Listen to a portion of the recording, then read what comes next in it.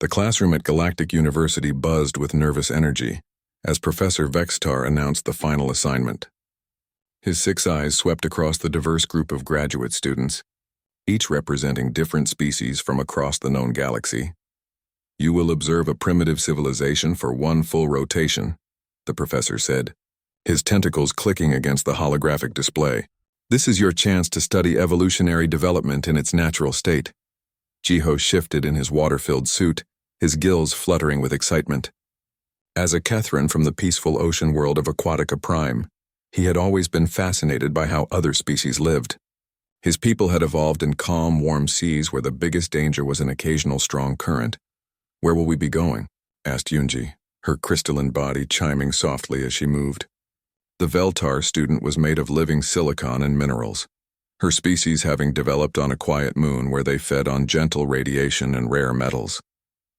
Professor Vextar's expression grew serious. Sol 3, also known as Earth. It is classified as a Class 2 Deathworld, but do not worry. The native species is completely harmless. They are called humans, and they are technologically backward.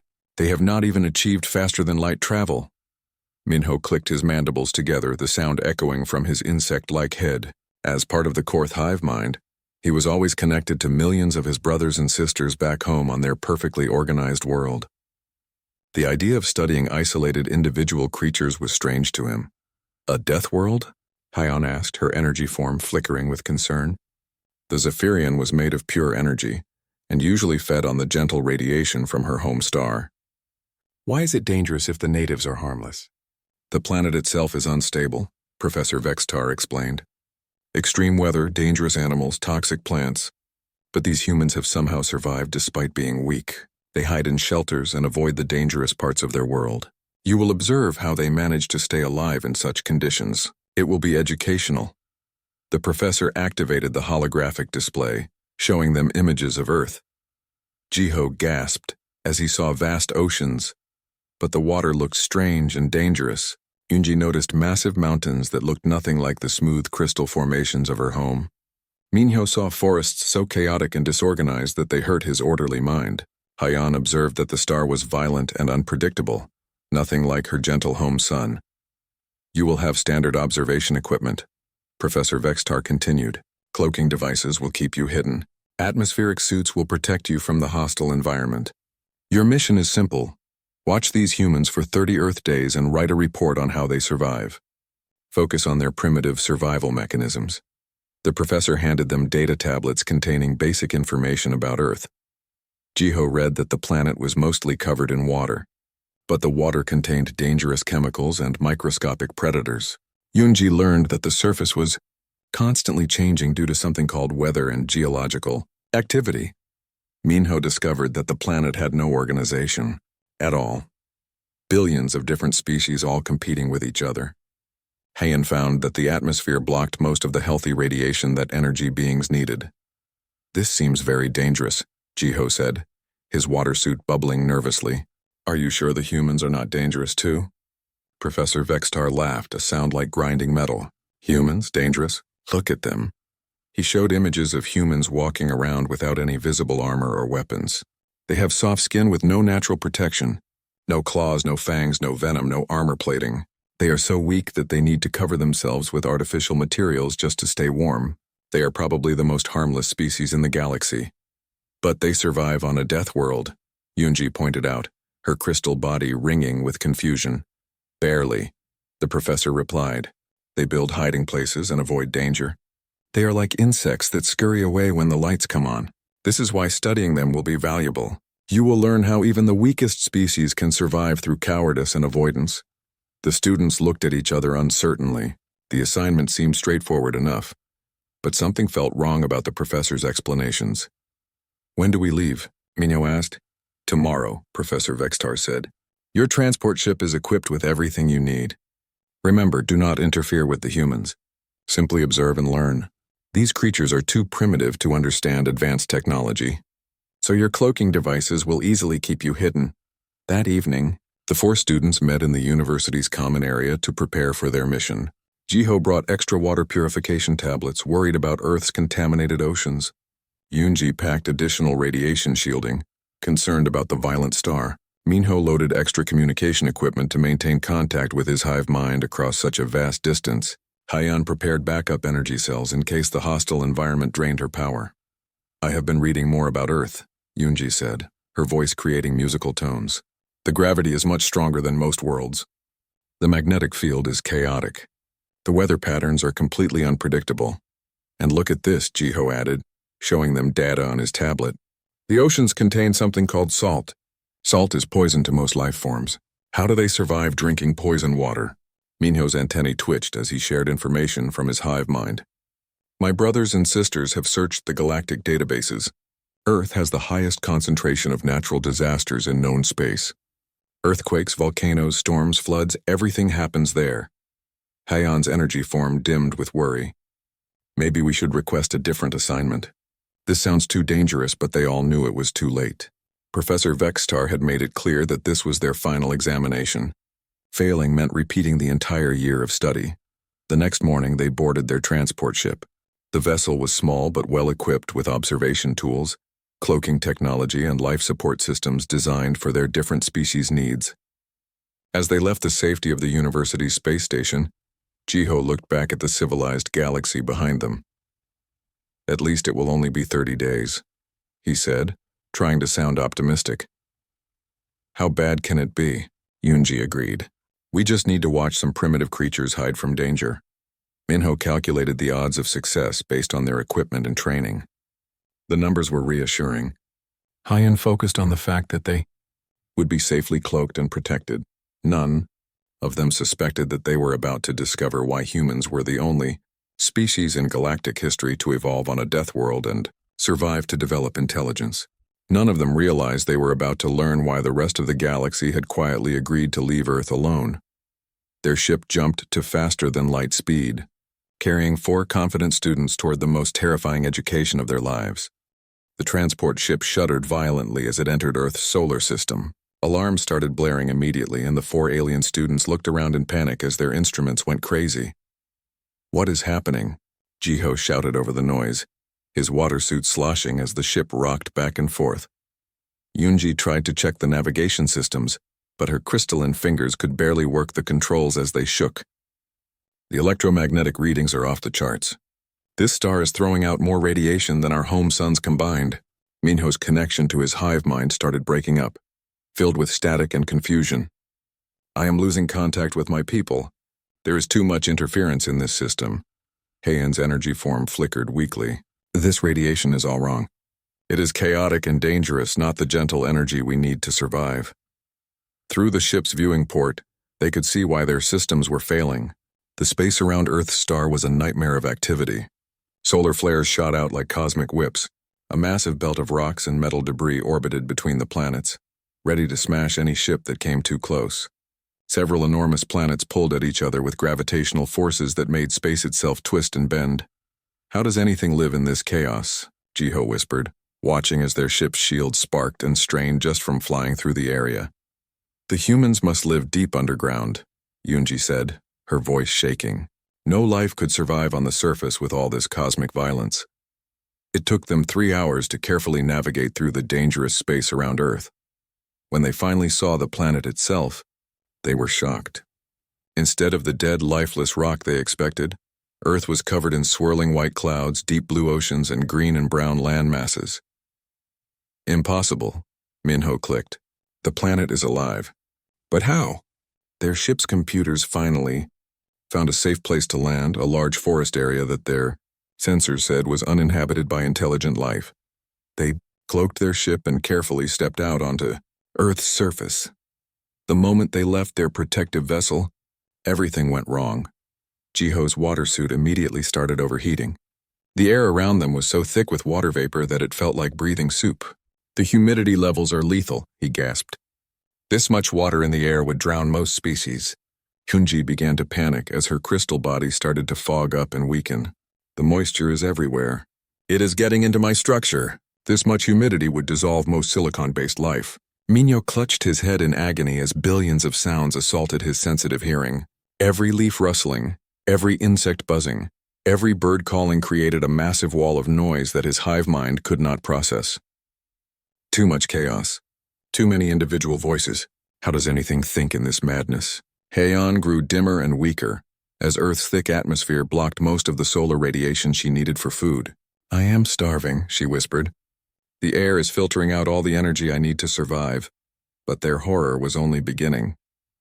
As they tried to set up their observation equipment, they started to notice the other life forms around them. Massive trees stretched up toward the sky, their roots probably going deep into the toxic, wet ground. Insects buzzed through the air, not the organized. Purposeful insects from Minho's world, but chaotic. Independent creatures that seemed to fight each other constantly. Look at the plants, Yunji said in a shaking voice. She pointed to colorful flowers and fruits hanging from the trees. The computer says many of these are poisonous. Why would anything evolve to be poisonous unless this place is full of creatures trying to eat each other? Jiho was studying the water sources with growing fear. The streams and rivers are full of microscopic predators, bacteria that would attack and consume any life form that touched them. The water itself is a weapon.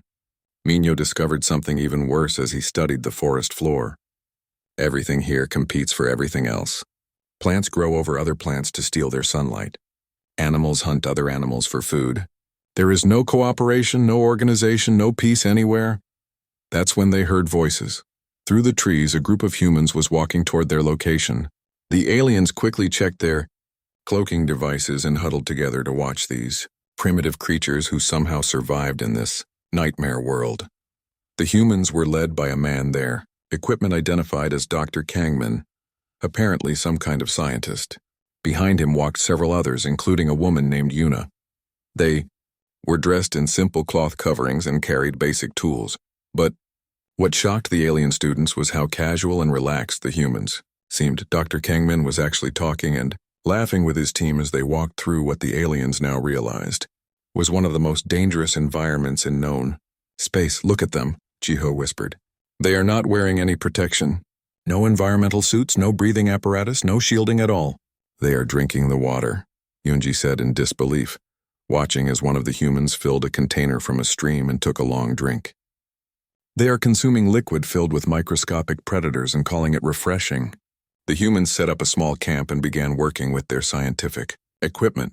Dr. Kangmin collected samples of the poisonous plants while Yuna measured air, quality that would kill most alien species in minutes.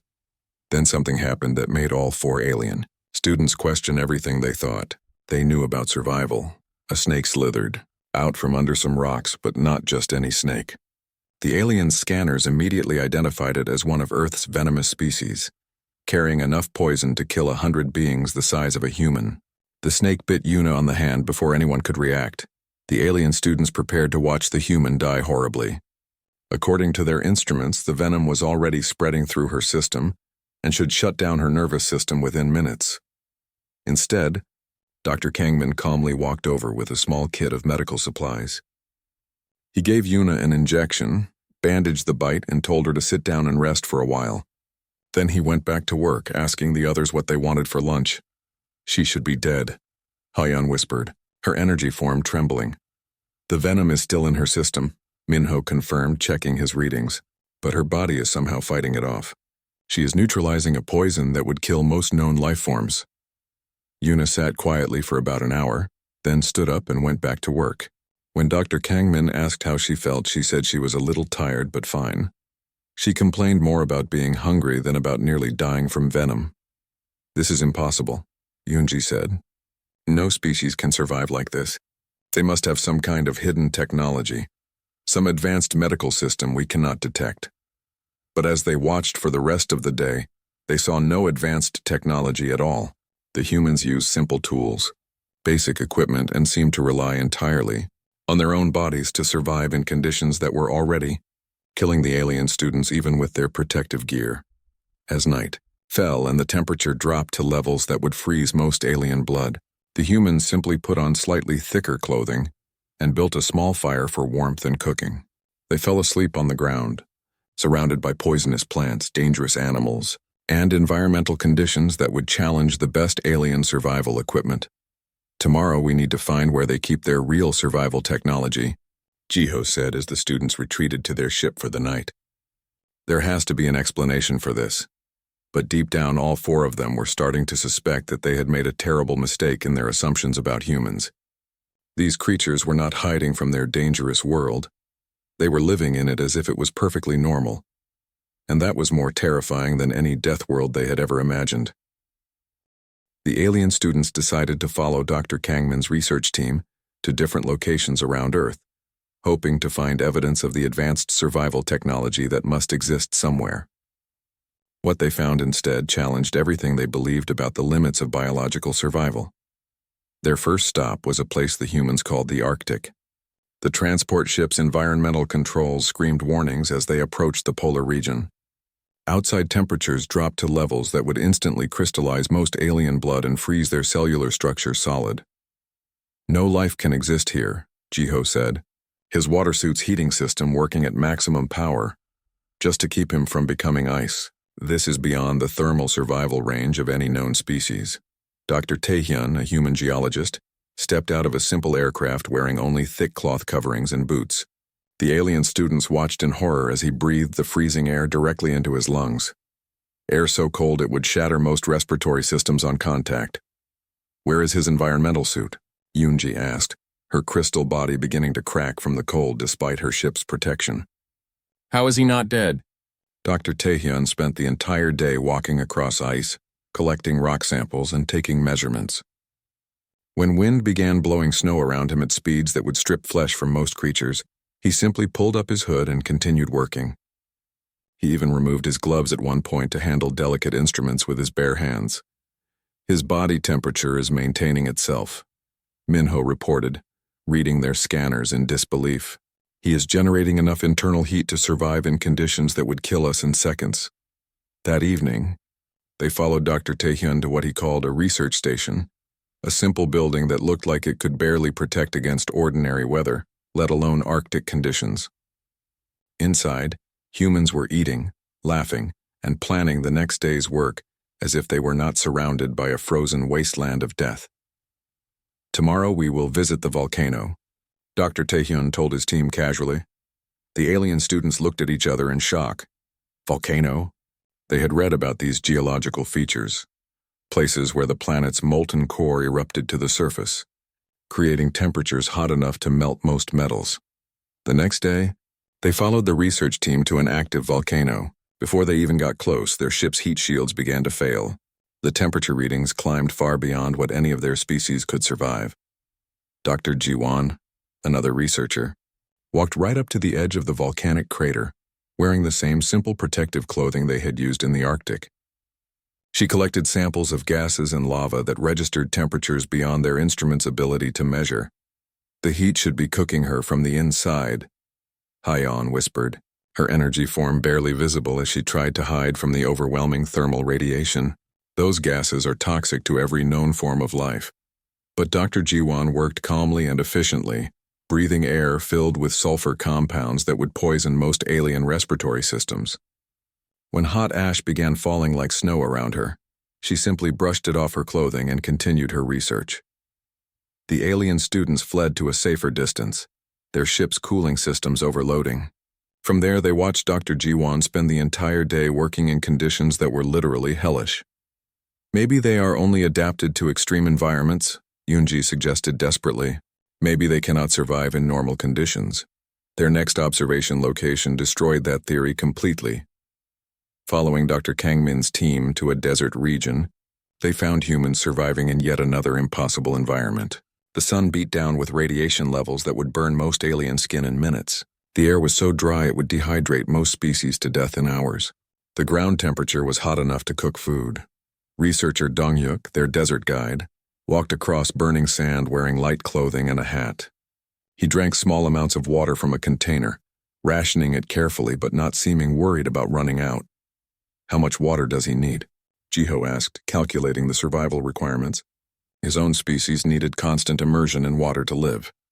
"According to his consumption rate, very little," Minho replied. "He is surviving on water amounts that would not sustain most life forms for a single day." But the real shock came when a sudden sandstorm struck. Winds howled across the desert, carrying enough sand to strip the paint from their ship's hull. Visibility dropped to zero. The alien students huddled in their vessel, certain they were about to witness the death of the human research team. Instead, Dongyuk calmly led his group to shelter behind some rocks, covered their faces with cloth and waited out the storm. When it passed, he stood up, shook the sand out of his clothes, and continued the day's work as if nothing had happened. The sand particles should have destroyed his respiratory system, Yunji said faintly. The wind speed should have knocked him down and buried him. Alive, their observations became more disturbing when they discovered that humans did not just endure these extreme conditions. They actively sought them out for something called recreation. Following communication signals, they found humans climbing mountains for no apparent reason other than fun. These mountains were so high that the air contained barely enough oxygen to sustain life, and the cold was severe enough to freeze exposed flesh solid.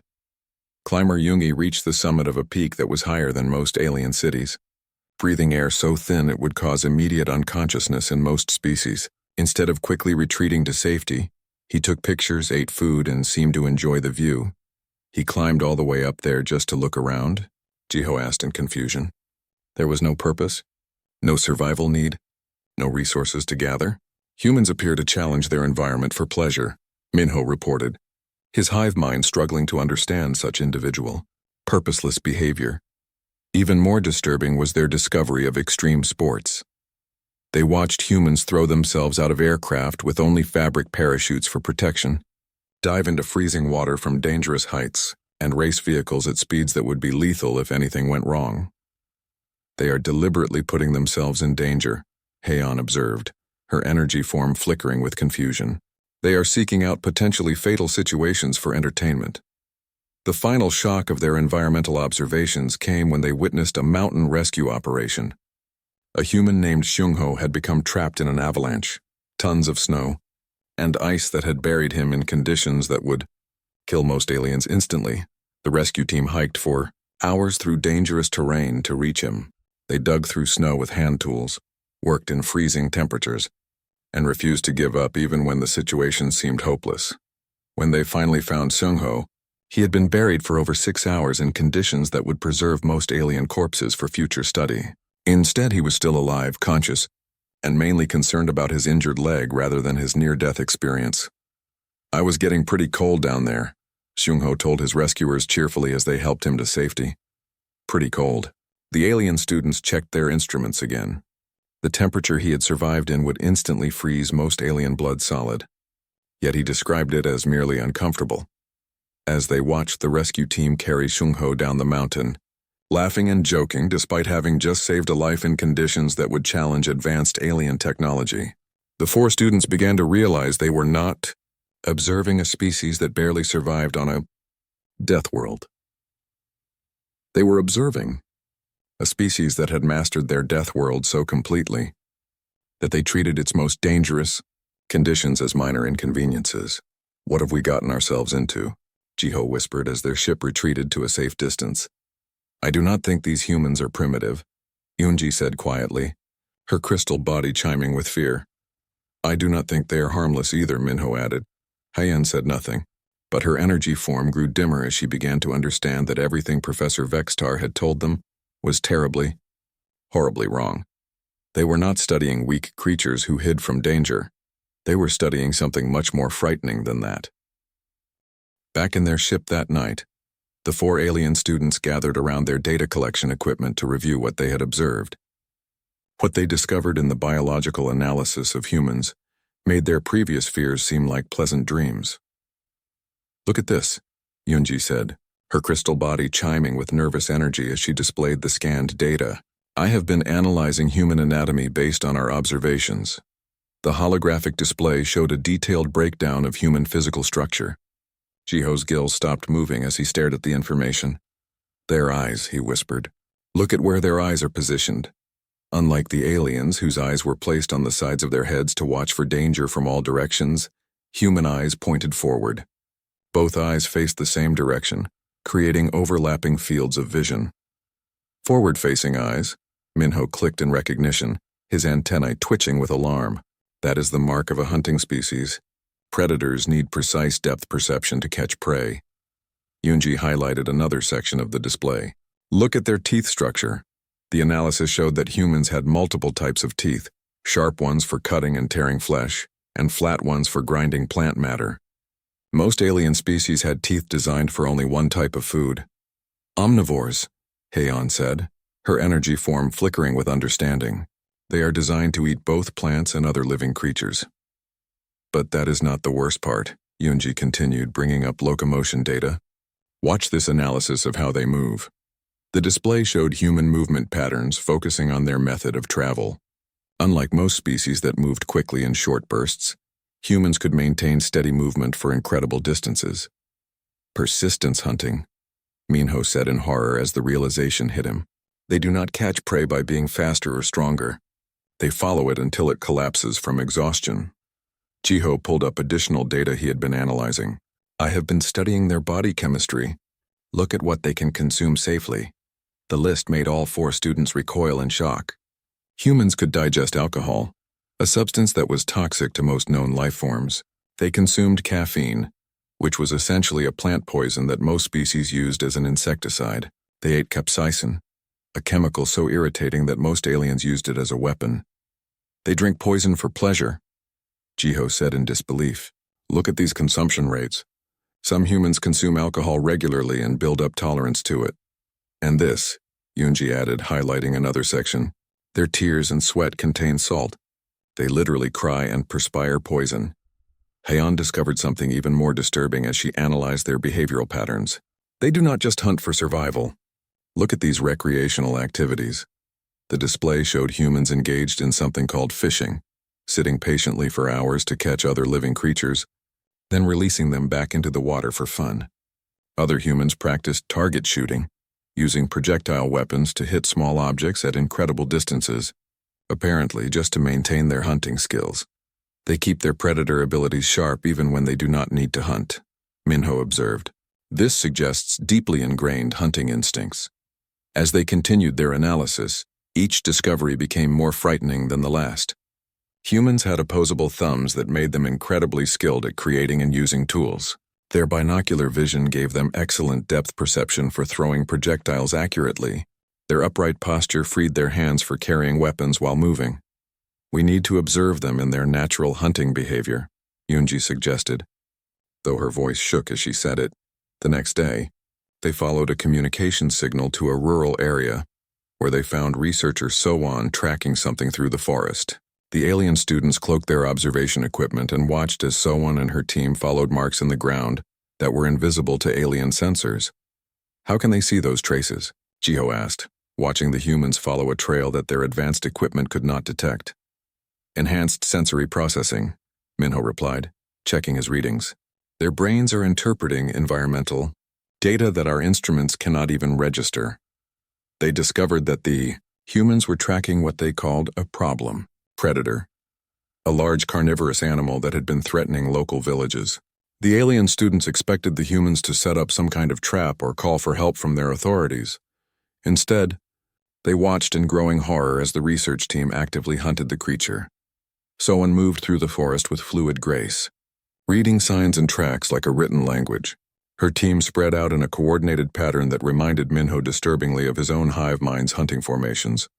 Except these humans were doing it through individual intelligence and communication. When they found the predator, a massive creature with claws and fangs that could tear through most alien armor, the humans did not run.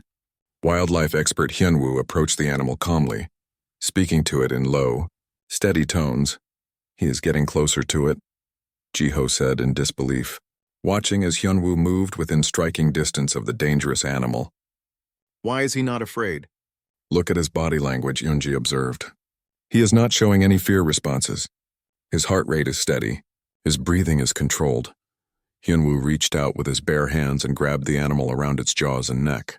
The creature thrashed and fought, but somehow the human held on, using leverage and technique rather than strength to control it. Impossible, Minho clicked. That animal could bite through our ship's hull plating, but he is controlling it with just his hands. While Hyunwoo held the animal, Sowan administered some kind of sedative and attached a tracking collar. Then they released the creature unharmed and watched as it wandered away peacefully. They neutralized a major predator without weapons, without violence, without technology. Heian whispered. They used pure skill and knowledge. They are apex predators, Yunji said quietly. They are so dominant on their world that they can afford to be merciful to other predators. That evening, the alien students accessed the restricted sections of the Galactic database, using their university credentials to search for any additional information about Earth. What they found made them realize that their professor had not told them the complete truth. The files were marked with the highest classification levels, accessible only to senior researchers and military officials. The real reason Earth was designated a Class 2-3 death world was not just because of its dangerous environment. Look at this, Minho said, his voice barely above a whisper as he read from the classified files. Earth is the only known planet in galactic history where the apex predator species developed sapience. What does that mean? Jiho asked, though he was afraid he already knew. Every other intelligent species in the galaxy evolved from prey animals, Yunji explained, her crystal body going completely still. Herbivores, scavengers, filter feeders, species that survived by running, hiding, or avoiding conflict. Humans are the only intelligent species that evolved from predators, Hyon finished. They are hunters who learned to think. The implications of this discovery hit all four students at the same time. Every other species in the galaxy had developed intelligence as a tool for survival, for avoiding danger, for cooperation in the face of threats. Humans had developed intelligence as a hunting tool. This is why Professor Vextar told us they were harmless, Minho realized. The Galactic Council does not want anyone to know what humans really are. Look at the date on these files, Yunji said, pointing to the classification stamps. This information has been restricted for over 200 years. The galaxy has known about humans for centuries, but they have been hiding the truth. As they sat in their ship, reading through file after file of classified information, the alien students began to understand the real reason why Earth was left alone. It was not because humans were primitive or unimportant. It was because humans were the most dangerous species the galaxy had ever encountered. And tomorrow, they were going to learn just how dangerous humans could be when they worked together. The alien students' final revelation came when they witnessed something that would haunt their dreams for the rest of their lives. Humans working together in crisis situations. Their observation began when emergency communications filled Earth's airwaves. A massive earthquake had struck a populated area, causing buildings to collapse and trapping hundreds of people under tons of concrete and steel. The alien students positioned themselves to observe how humans would respond to such a catastrophe. What they saw defied every assumption they had about intelligent species behavior.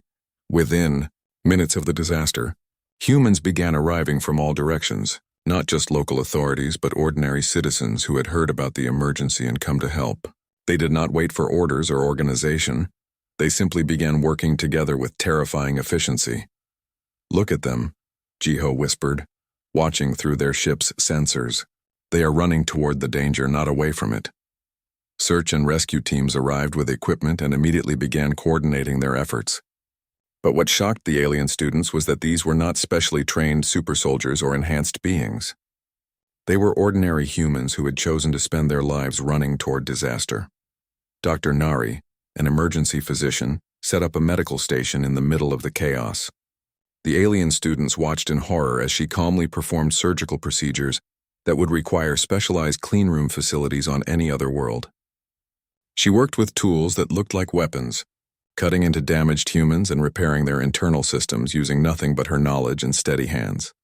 She is performing surgery in the middle of a disaster zone, Yunji said in disbelief. No sterile environment, limited equipment, and she is keeping them alive. But Dr. Nari was not alone. Dozens of medical humans worked around her, creating an organized system of trauma care that functioned smoothly, despite the chaos surrounding them. They triaged patients, performed emergency procedures, and saved lives that would be considered unsalvable by most alien standards. They are keeping critically injured humans alive in conditions that would kill healthy aliens, Minho observed, his antennae twitching with amazement. And they are doing it while buildings are still collapsing around them. The real terror became apparent when they watched the search and rescue operations. Teams of humans crawled into spaces that were barely large enough for their bodies, digging through unstable debris to reach trapped survivors. They worked for hours without rest, ignoring their own safety to save others.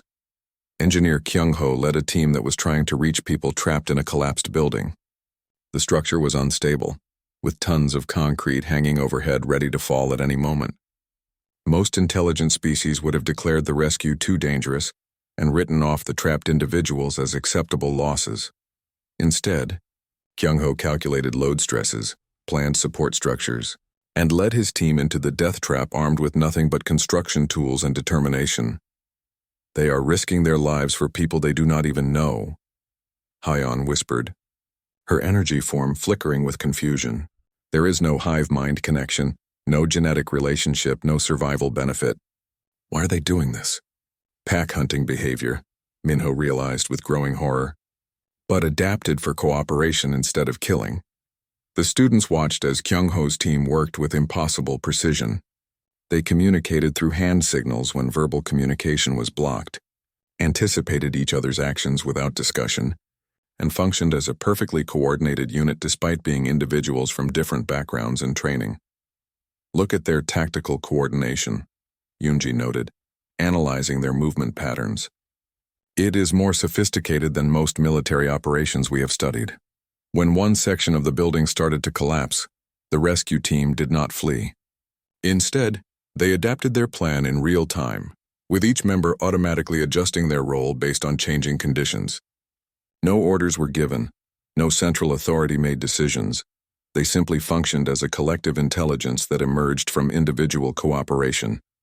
This is beyond hive-mind behavior, Minho said in awe. My people think as one because we are connected. Humans are creating collective intelligence through communication and shared purpose. The rescue operation continued for 3 days. Humans worked in shifts, with fresh teams replacing exhausted ones around the clock. They brought in heavy machinery operated by skilled technicians, coordinated supply lines to keep the operation fed and equipped, and maintained communication networks that allowed thousands of people to work together effectively. But what truly terrified the alien observers was that this was not a military operation or a government response. Most of the humans involved were volunteers, ordinary citizens who had simply decided to help. They brought their own tools, organized their own food and shelter, and worked without any central authority commanding their actions. They self-organize, Jiho said in amazement. No leadership hierarchy, no forced cooperation. They choose to work together. Dr. Nari worked for 36 hours straight, performing surgery after surgery on rescued victims. When other medical personnel tried to force her to rest, she refused, saying there were still people who needed help. She only agreed to take a break when another surgeon arrived to replace her. Engineer Kyung-ho's team successfully rescued 17 people from the collapsed building, including several who had been trapped for over 60 hours. When asked by reporters how they had managed such a dangerous rescue, Kyung-ho simply said, "We could not leave them there." On the final day of their observation, the alien students witnessed something that would reshape their understanding of intelligent life in the universe. As the rescue operations concluded and the immediate emergency passed, the humans began the work of rebuilding. But they did not just rebuild what had been destroyed, they built it better. Engineers analyzed what had failed and designed stronger structures. Medical teams developed better trauma protocols based on what they had learned. Emergency coordinators improved their communication systems and response procedures. They learned from disaster, Yoonji realized. They use catastrophe as an opportunity to become stronger. Every failure makes them more dangerous, Minho added. This is why they dominate their death world. They do not just survive disasters. They become better because of them. As their observation period ended, the alien students prepared to return to Galactic University. But first they had to write their report. They sat in their ship, staring at blank data tablets, trying to find words for what they had witnessed. How do we explain this to Professor Vextar? Jiho asked. He will never believe what we have seen. We tell the truth, Yoonji said firmly. We report that humans are not primitive or harmless. They are the most successful predator species in known galactic history. Their final observation came as they prepared to leave Earth's atmosphere. Through their ship's sensors, they detected a launch from Earth's surface. A human spacecraft was lifting off, carrying humans and supplies toward one of their orbital stations. They are already expanding beyond their planet, Haeyeon noted. They are not content to dominate just their own death world. Look at the spacecraft design, Minho said, analyzing the vehicle's construction. It is built to survive in the same hostile space environment that nearly destroyed our ship when we arrived. They are preparing to export themselves to other worlds, Yunji realized with growing dread. They are going to spread across the galaxy. As their own ship jumped to faster-than-light travel, carrying them away from Earth and back to the safety of civilized space, the 4 alien students finally understood why their professor had lied to them about humans. The Galactic Council was not protecting other species from primitive humans. They were protecting other species from the most terrifying evolutionary development in cosmic history, a predator species that had learned to think, cooperate, and adapt faster than any other form of life. In their final report, submitted to Professor Vextar with full classified documentation attached, the students recommended an immediate reclassification of Earth and its dominant species. Earth should be designated as a nightmare world apex predator civilization.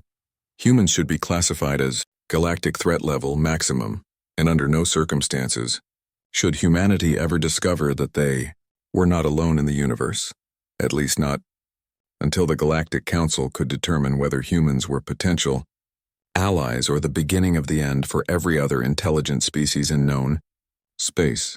Professor Vextar read their report, looked at the supporting evidence, and quietly buried the files in the deepest archives of the university. Some knowledge, he realized, was too dangerous to share with anyone, even with those who needed to know.